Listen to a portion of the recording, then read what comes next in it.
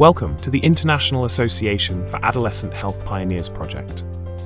In this series, we have interviewed a range of experts from around the world who have led the way in promoting adolescent health in their countries, regions, or internationally. We wanted to listen to their stories and share their experiences so that these might be applied elsewhere. The members of the IAAH Education Committee were particularly interested in how these pioneers influence the education and training of healthcare professionals in adolescent health.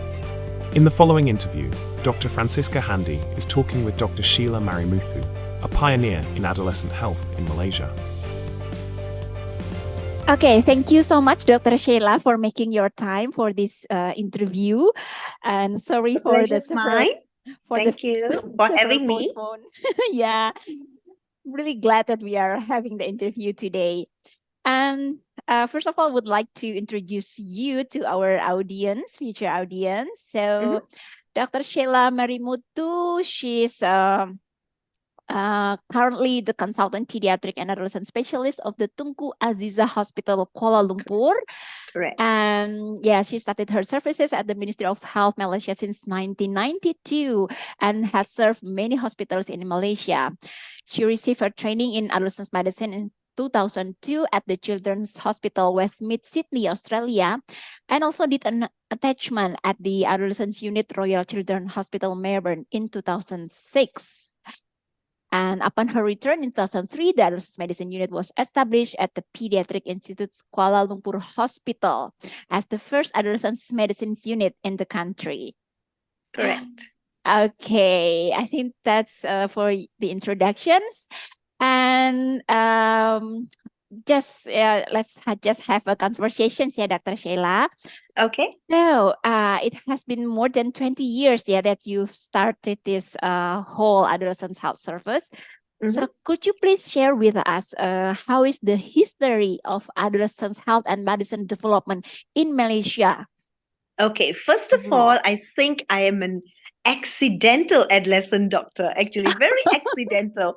Yeah, it started in the late 1990s, 1998, 1999, when the leaders of that time, the pediatric fraternity and the public health center, I have to give the credit to the public health leaders as well, who then thought that Malaysia has to take a different direction. Okay, we've already done quite well in all the other illnesses, infections and all that. So they thought about adolescent medicine services and adolescent health services. So it was mooted by the public health service people actually, and then combined with the hospital side, the internal patient side. This was as early as 1990s, in the 1999, So that time, I think I was there at the right time, at the right place. I was doing a lot of intensive pediatrics. I was aiming to be a pediatric intensivist actually in my early years. But I was also helping out a senior person doing child protective services, right? So the head of that time came to me and said, Sheila, can you please consider doing adolescent medicine? So it was completely new. Nobody knew what it was. We had no one to, I had no mentor, right? So I thought about it and I said, okay, this is a challenge. So in year 2000, I was approached and I said, okay, I'll take up this challenge. So the only person that I could get some idea was the psychiatrist of that time, So I felt very proud that I was chosen and I said, okay, I will take this up, read more about it. And I was the first one to be sent with the scholarship from the government to Australia. At that time, I was the psychiatrists then knew people in Sydney and thought that would be a good place to start. So it was something accidental for me, but it turned out very, very good in retrospectively speaking. All right. So so it has been 21 years now since I came back from Sydney. I have to thank many people, right from the people from the Ministry of Health in Malaysia and my mentors in Sydney Westmead Children's Hospital, who first taught me what this was. I went in like so raw and so naive about it. It was a very steep learning curve, and I had to come back.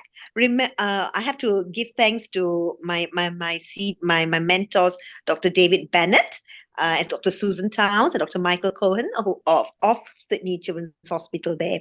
So I learned a lot, so many new things. Eating disorders were not even thought of at that point in my career at that point. So I learned a lot of things from Australia. But having said that, after coming back, it's a different flavor of adolescent problems in Malaysia. Yeah. It's not the same. It's not the same. Yeah, So exactly. you need to take the good and then try to adapt what your country needs. So that's important. Yeah. So within the last 21 years, I've learned one thing. It's just that it's not going to be very easy to have like that new spanking new hospital or ward for adolescent medicine. No, infrastructurally, I have struggled to get wards, dedicated for young people. When I was in Sydney, it was beautiful to see these wards, all adolescents put together. The concept was so good, right? But in actual fact, when you come back home, it's not so easy. Infrastructure is very difficult to change. To get, you know what I mean? You need money, you need political will sometimes, you need your planners to decide, But the other good thing about it is the human resource and the training. Those things are the ones that we can have control on. You know what I mean? Over the years, I strive to get more people involved in hospital adolescent medicine services. There were many people doing public health medicines, adolescent medicine services. Luckily, the public health people, the primary care people were already doing it. All right. But we needed this bridge so we could admit patients who needed inpatient treatment, all right, in a very conducive setting. So that's when I strive. So I didn't have a spanking new ward. I started with the pediatric ward and took out the last cubicle and converted into an adolescent space. That's all I did, all right? And then from there, I built very slowly but surely. And I would say that there are people who have come on board and I'm happy. Our main idea, Malaysia is not very big. So we wanted to have at least one trained adolescent specialist in each region, right? So we've identified our regions. We're not going to go like each hospital having, that's being too ambitious. So we are halfway there. We still have a few more regions to fill up. Yeah. Wow, so that's amazing. Yes. So and then in the curricular part, we put it in the National Specialist Registrar as a new subspecialty in 2003, and candidates could come in after having taken their pediatric examination. They would have been gazetted as a pediatrician, worked in the community for at least 2 years, and then come for a subspecialization. We also opened it to adult physicians who were interested in this field. But up to today, Internal medicine. I haven't got adult physicians yet. I've only got pediatricians. Yeah, but it's slow uptake. But I'm very optimistic that the future, my doctors who are going to take after me will encourage more people to come on board. Yeah, that's interesting. I note the initial steps that was taken was like there's some colleagues from the public health fields of study. Yeah, could you explore more what was happening during that time? So the public health people initiated you to develop the adolescent medicines. Yes, I have to give them credit. It? The director of that time, Dr. Narima Awim, she had a very good, she had a foresight, all right? She said, we need to work together with the hospital side as well. So that bridge had to be done. So we needed people to go into training, firstly, right? So she approached the pediatricians because traditionally in our country, up to 12 years old comes under pediatricians, right? 12 and above goes to the physician. So it's not very ideal. So we knew we had to change that part, right? You can't be having a 13-year-old in an adult ward, you know what I mean? So we're slowly going to change that as we change the infrastructure needs and things like that. But over the years, most pediatricians have agreed to take upon even up to 18, depending on the facilities available in their hospital, right? So if you had a young child with a chronic illness, they would see up to 18 because we follow the Child Act in our country. We follow the Child Act, which says a child is someone below 18. So we took 18 as our cutoff point, But in public health, they even see 19-year-olds, they see young adults. So we still help them with some of the issues that if they need our help with, Yeah. Yeah, it was public health that first mooted it, and the hospital site worked hand in hand. And I was the first one to go, but a lot of public health doctors, primary care doctors, were already seeing adolescents in their clinics already. Yeah. So Yeah. so Malaysians start with the public health programs, and then move to and and work on the primary care first, and then Correct. invite pediatricians to build the adolescent Yes, medicine that was a service. good step actually, Yeah. because they did a good planning. They had, they had statements like what Yeah. were the aspects they wanted to look at, Mm-mm. and so we just worked hand in hand. We had all our meetings together. The trainings were together. You know what I mean? Yeah. The primary care people would have called all the doctors around the country in primary care to have this training. And some of us would give these trainings, those who have come back, So and do we you would. have a special training for the primary care providers on adolescent health? Correct. Every year they have a lot of programs for doctors in primary care about adolescent health. They will go into the HIPS coaching, Oh, so Every year primary care has got is this it a this pre-service or training. Yeah. in-service training? Is it pre or in-service training? It's in service. It's in service. Oh, I So see.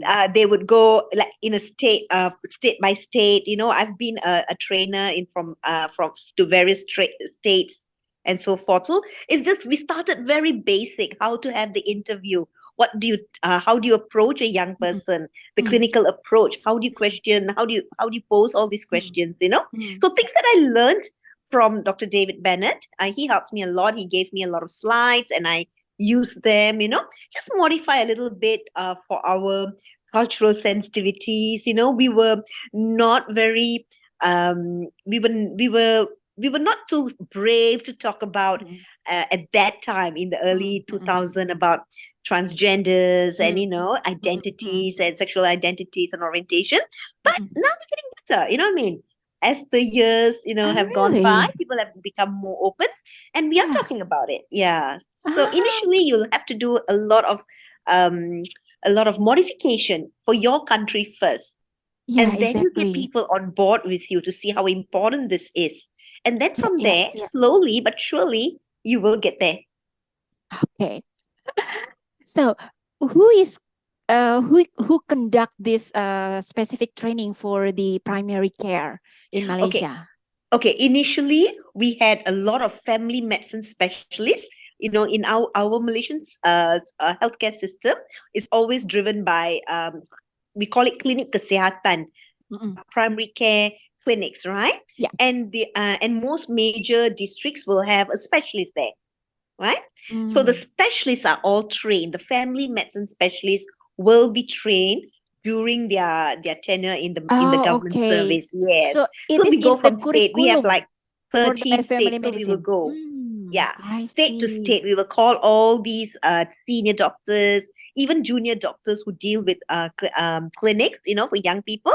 So it was the first few years, I remember, we worked together to give this the ideas, how to conduct these interviews, the HEADS examination, all that was given in the first few years.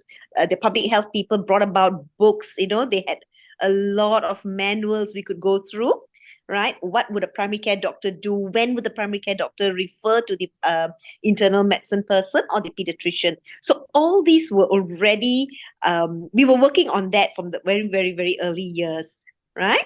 So always target your clinic people, because that's where your adolescents are going to be, right? Instead of going from ivory towers and coming down, it's always best to be at the community level and then build up your network.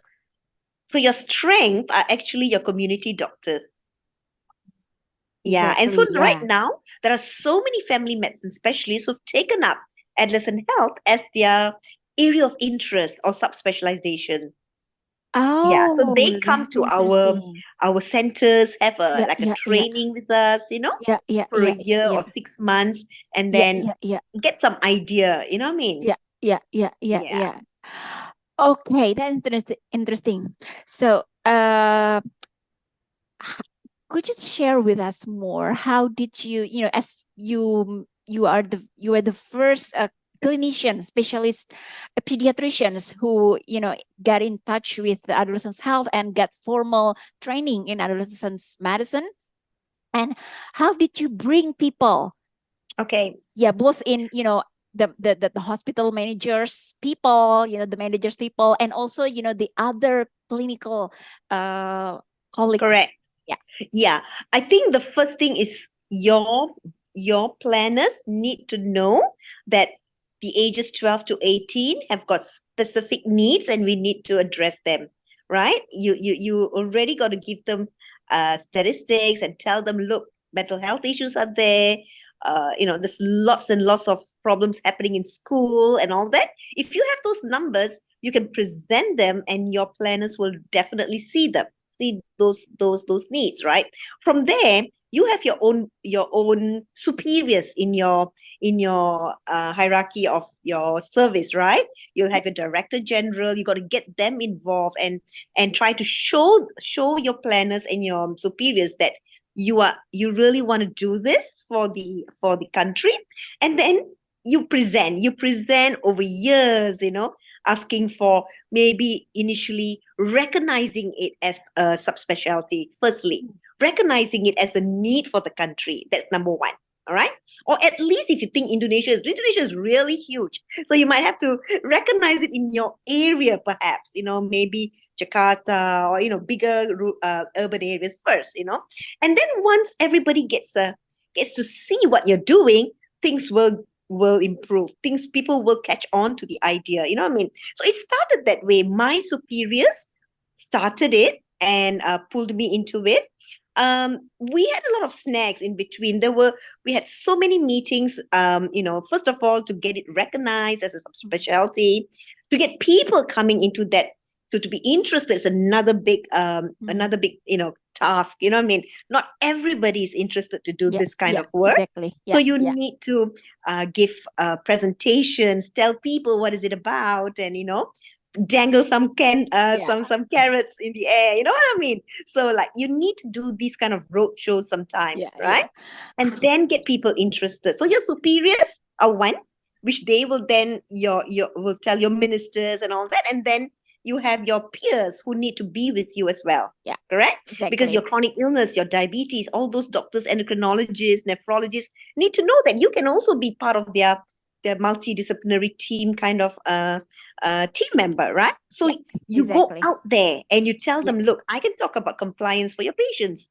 Send them to me. Your whatever patients that you have, I could help you with some aspects, the psychosomatic issues of things. You know what I mean? Yeah. Why the child doesn't want to come to hospital? Why is the child having a behavioral issue? So that's when your peers recognize that you can also be part of this. So over the years, it will be a struggle, but if you persist and you get the right people supporting you, you can really bring this up. It might take many, many years, but don't lose hope. Yeah, because money is always an issue. I always thought that, I wish there was this beautiful 2 wards, because it's very cultural for us. We cannot have the boys and the girls to be in one ward because we are a very culturally sensitive nation. So we need to have 2 wards, one for the boys, one for the girls, So it's not easy. No hospital is going to suddenly pluck 2 wards for you. You know what I mean? So you need to do modifications. Money is always a constraint. Because of the COVID, we couldn't move too much to get our new wards, but we go around it, and my superiors are very supportive, and I hope that we get more people on board. Beautiful. Amazing. So how long did it take from your you're coming back from your training until you have your own fellowship program, your subspecialist training program in Malaysia? How long did it? So I came back 2002, end of 2003. I came back 2003, and by 2004 I was already at the ministry talking about it. Oh, so wow. 2004 I gave the first kind of like a framework, and then by 2005 2006 we already got the subspecialty on board. You know what I mean? Wow. So how did you develop the team, the faculty member? It was not because we are not university, right? We are Ministry of Health. So my boss then was very, very supportive So we had meetings after meetings with internal medicine physicians, trying to delineate what is it that we could help with, which age groups that we would take up and things like that. Talking to all the multidisciplinary members also, because not everybody is on board with you. The orthopedic surgeon or the surgeon might say, no, why should I send my patient to you? You know what I mean? So you need to have these talks over and over again. So the head of pediatrics then was very, very supportive. And we had many meetings at the ministry level where the director general heard us out with all we have planning, papers to give, like what we call DASA. We're called policy statements, right? So we prepared policy statements together with our public health people, trying to make it look like, from the primary care to the hospital, we need these services. And then it was accepted. And by 2006, we already got our second and third adolescent specialists already into training. Yes. Wow. And so Dr. Tiaga, who's more senior to me, had also gone to Melbourne. Dr. Harjit, I know Dr. all Tiaga. of them, yes, and Dr. Siti Aisha. So the four of us are the ones who, we were the early ones who went into training first. And then we hit a little bit of a snag. Nobody came in after that until about 2016. Yeah.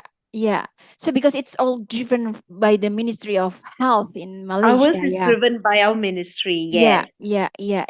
So how was the role that was played by the professional organization, like the pediatric associations or other related professional organizations? Could you elaborate more? So we were also lucky because we had members who were pediatricians, who are, we have bodies like the Malaysian Medical Association.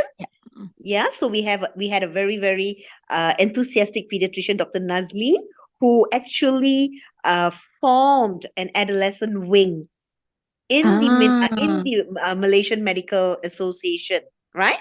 So she brought in people, and we all were part of that body, and we used to go have yearly symposiums in different states. So this way we gave a lot of it's like a roadshow telling people what it is, and it was a national symposium where the ministry brought in all the doctors and nurses, and we used to give talks about what do you expect to see in adolescents who come to your clinics, and how do you question them, and all this the whole basic things, the Malaysian Pediatric Association was also on board with us. So they also had a lot of talks, and they still continue to give programs and symposiums in major conferences around the country and even beyond. And Dr. Tiaga is very, very involved in all these things. So could you share talk more a bit about the challenges that you found along the way since it was started? Number one, the challenge was to convince people that this was a field worth pursuing, So many pediatricians think, why do you want to take the 12 to 18? 12 is our cutoff point, you know what I mean? Trying to convince your own people that you have to do something for this age group. It's just not about illness anymore. It's more than that, So that was one challenge amongst our peers, right? Of course, above that, we already managed to convince our superiors, right? So your peers now, you need to convince them. Other challenges included infrastructure, a physical infrastructure. Many hospitals cannot take every 12 to 18 child on board because we only have this many pediatric beds, right? So how do we go around it was, we go to the patient. Let's say a 13 or a 14-year-old is in an adult ward, right? We would go there. We will go there, and if there was a behavioral issue or the physician called us for something, we would go there. All right. And then, so infrastructure is a big thing. All right. And then human resource, you need to get people on board. You need nurses to understand. You need the whole hospital set up, to understand that you need the environment for these young people is a bit different from your little pediatric patients. Right. So we needed to kind of like develop areas in the hospital which was kind of like friendlier to the adolescents, perhaps. Like, my clinics would be far away from the little baby clinics, just to give the young people a little bit of identity, like this is a different clinic. They're not together with the young ones, you know what I mean? Yeah. Getting people to understand and not to judge them, because you get a lot of social stigmas, right? And so you need to have your staff to be very sensitive. You need to give training to your nurses, how to be around these young people. So that's one of the challenges. So every year we need to give nursing, continuous nursing education, you know what I mean? CNEs. So it's not only doctors, it's nurses and even your medical assistants. They all need to come on board. So the Ministry of Health has been very supportive for this. So in any symposium, you'll find the nurses, the doctors, the medical assistants, everybody would be there for that.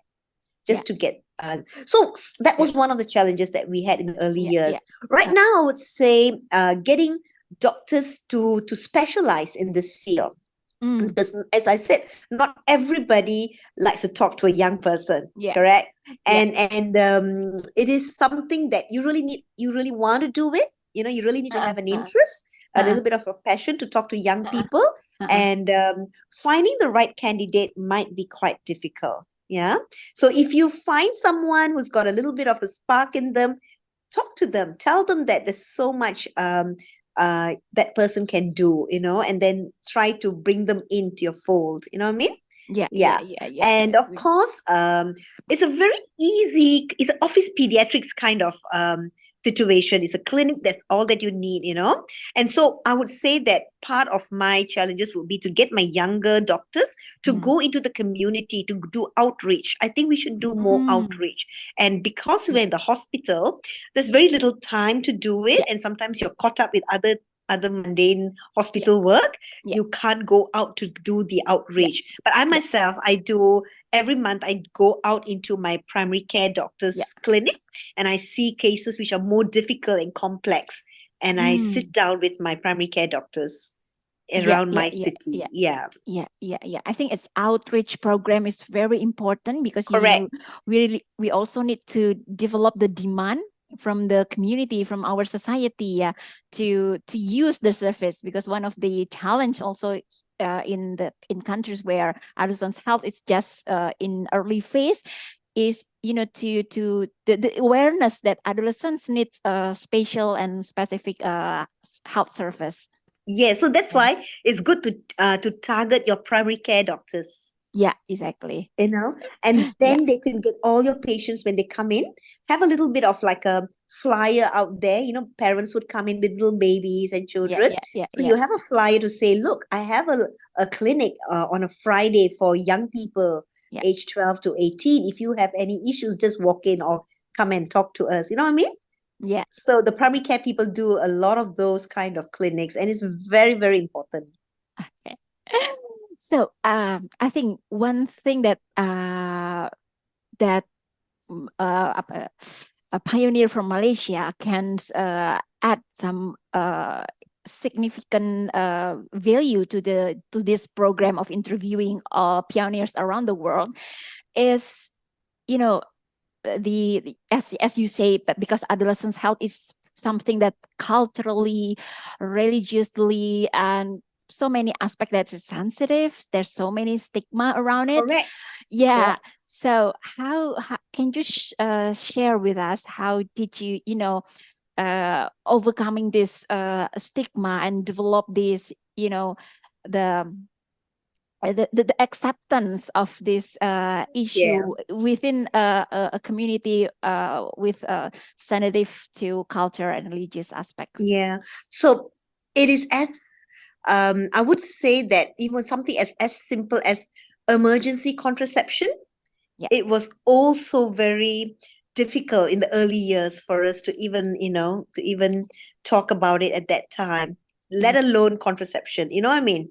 So coming from that kind of a culturally sensitive society, we have to be very careful, right? We cannot say, I don't care. You know what I mean? I'm just going to bulldoze my way. No, we have to be very mindful of that, right? Number one. And it's very common for Indonesia and Malaysia. We have the same values Yeah, sometimes, right? exactly. So I would say my guiding principle is you are a doctor, so you need to do your clinical responsibility first, to me. Yeah. So if a young child or a young girl has come sexually abused or sexually exploited, my clinical mind would be to avoid the pregnancy, you know what I mean? Yeah. And to even give us some post-exposure prophylaxis, all right? So in the initial days, we had to convince people. Look, we had dialogues with our, I don't know whether you know what's the equivalent with Indonesia. We have Jabatan Agama Islam. Yeah. And interfaith members, interfaith leaders. We had meetings with them to say that, look, we are getting an emerging problem. It's like we are running away from infections and all that. Now we're getting a new set of problems. Young people who are exploited, young people who are indulging in risky behaviors, right? Yeah. So we had to tell them we got to do something.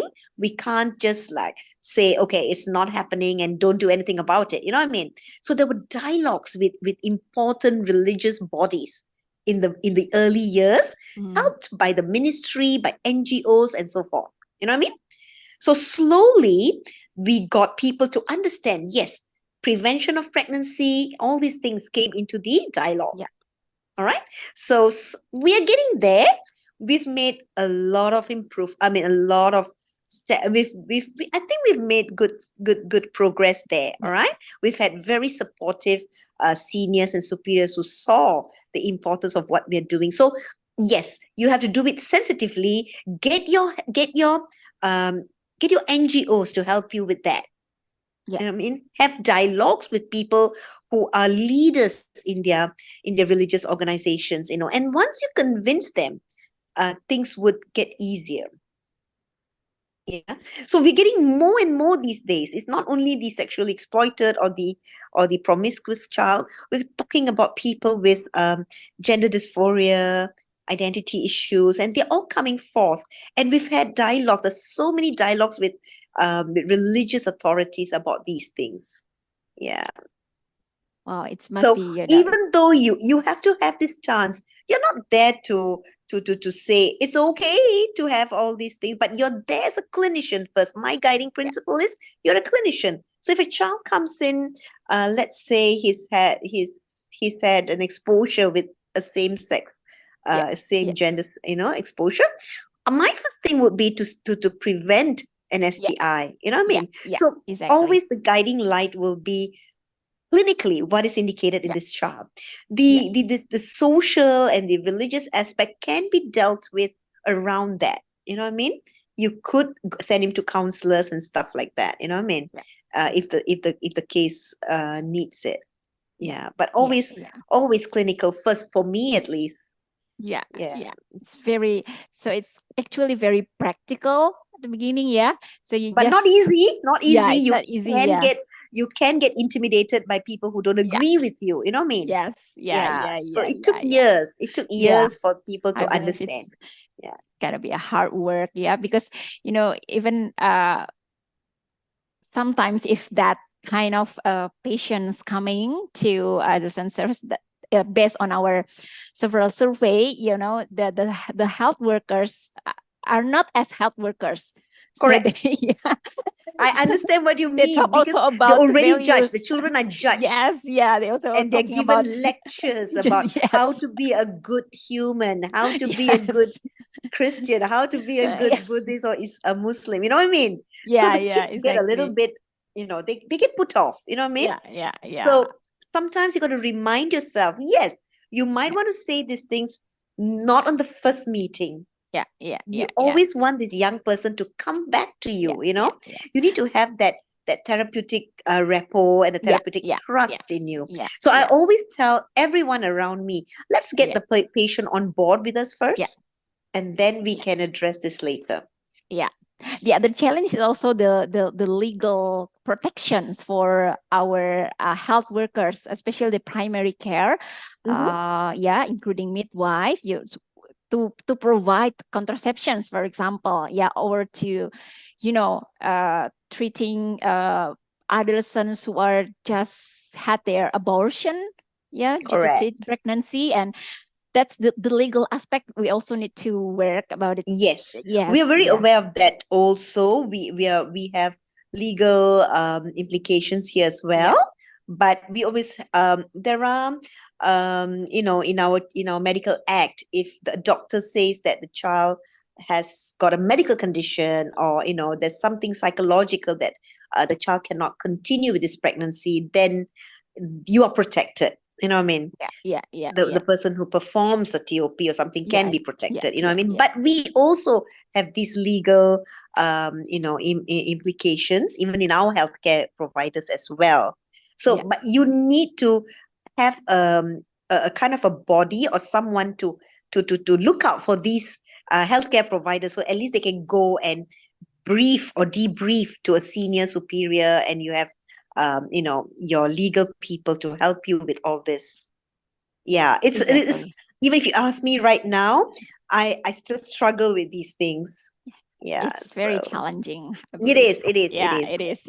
Even in Western countries, it is, I'm sure. It's not only us. Exactly. It's very sensitive. Correct. Okay, so I think we are coming to the end of our interview. So if you would can have like a 3 minutes challenge to to advocate to other countries to develop like in their very early phase of adolescence medicines and health development, could you make the resume or what is the main points that you need to work on? I would congratulate you first, because it's something that we need to do. You need to get your kind of like data quite up there.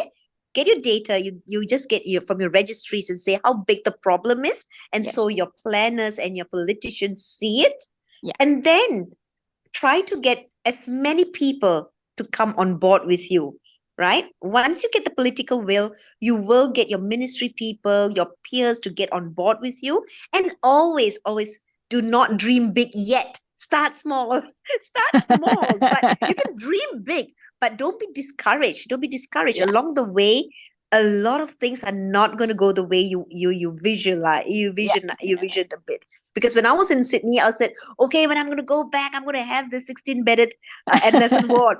It's been 21 years. I still haven't got it. All right. So there are some hospitals who already have it, but they're not operational, in optimal way. All right. So COVID has given us a little bit of a setback as well. So start small. Don't get discouraged. You will get there. And congrats. You've already made the first move. So you just got to go forwards from here. Okay. Don't be discouraged. Exactly. Thank you so much for sharing with us the stories of Malaysian. Okay, thanks.